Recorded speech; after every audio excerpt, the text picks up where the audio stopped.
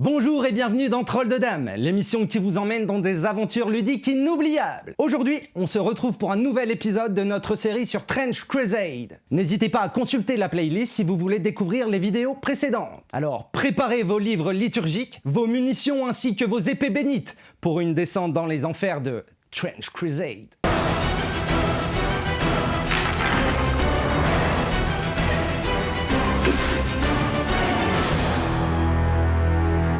Tu es mon Dieu, mon arme pour la bataille. Avec toi, je brise des nations. Avec toi, je détruis des royaumes. Avec toi, je fracasse des armées. J'écrase le fusilier et les loups de guerre, les hérétiques, les sorcières artilleuses, le char et le conducteur.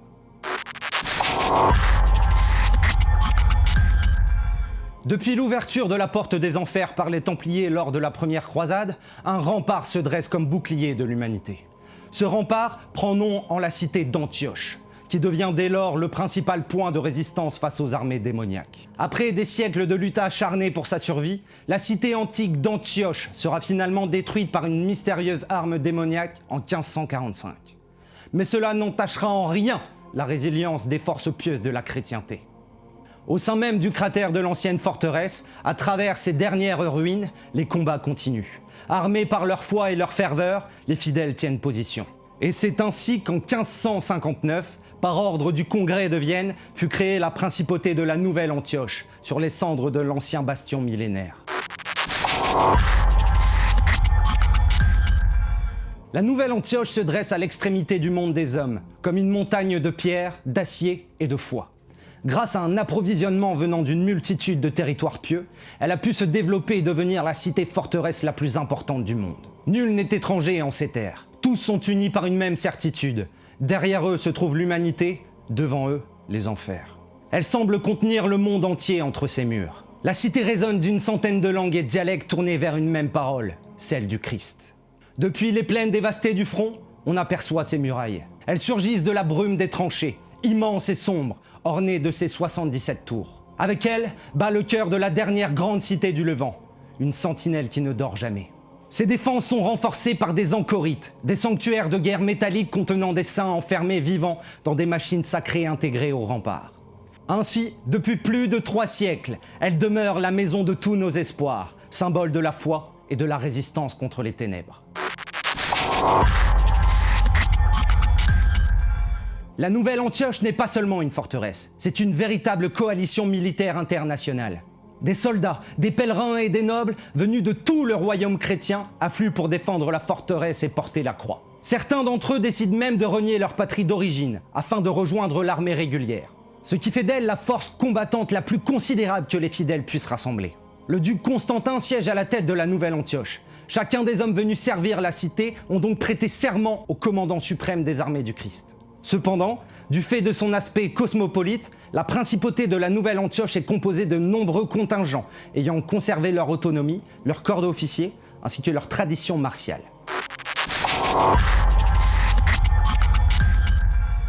Ainsi, en rejoignant les rangs des fidèles protecteurs de l'humanité, vous pourrez intégrer l'un de ces contingents. Les forces d'intervention des États pontificaux comptent parmi eux les troupes les plus disciplinées et fanatiques déployées. Envoyées directement par le Saint-Siège, elles servent de force de réaction rapide sur les secteurs les plus sinistres du front.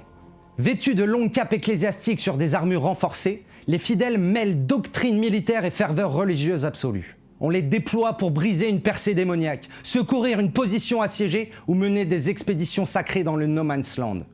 Là où les lignes vacillent, on dit que les bannières pontificales apparaissent dans la fumée des bombardements, précédées par des chants liturgiques et le grondement de l'artillerie. Les Rangers d'Irlande sont des éclaireurs et tireurs d'élite venus de lointaines terres brumeuses. Habitués aux terrains difficiles, ils excellent dans les missions de guérilla. Là où les armées régulières avancent en formation, les Rangers opèrent de façon silencieuse et disparaissent dans les ruines et les tranchées du No Man's Land. Leurs capes usées et leurs fusils soigneusement entretenus sont devenus une vision familière sur les avant-postes les plus isolés. Parmi les soldats de la cité-forteresse, on raconte que nul ne connaît mieux les terres maudites que les Rangers. Les détachements d'assaut du royaume d'Alba sont des troupes d'élite spécialisées dans les combats les plus violents. Revêtus d'armures lourdes, marquées par des décennies de guerre, ils sont entraînés à prendre d'assaut les tranchées et les fortifications démoniaques. Leur doctrine privilégie l'agressivité, le combat au corps à corps et la puissance de feu à courte portée. Ce sont souvent les soldats d'Alba qui ouvrent la voie dans un déluge d'acier et de flammes. Les Stoßtruppen de l'État libre de Prusse sont des spécialistes des offensives éclairs et des combats rapprochés dans les tranchées. Rompus aux techniques d'infiltration, ils frappent rapidement les points faibles de l'ennemi avant de disparaître dans le chaos du champ de bataille. Équipés d'armes automatiques, de grenades et d'un matériel à la pointe de la technologie, ils privilégient ainsi la précision à la force brute. Leur discipline de fer en fait des troupes particulièrement redoutées des légions infernales. Les forces expéditionnaires d'Abyssinie sont des guerriers venus des hautes terres d'Afrique de l'Est, réputés pour leur endurance exceptionnelle et leur connaissance des terrains hostiles. Ils combattent avec une grande mobilité, alternant attaques rapides, harcèlement et retraite maîtrisée. Leur armement mêle équipements fournis par la Nouvelle-Antioche et traditions guerrières locales, donnant une identité militaire hors du commun. La Red Brigade est une assaut d'élite née dans le sang des champs de bataille.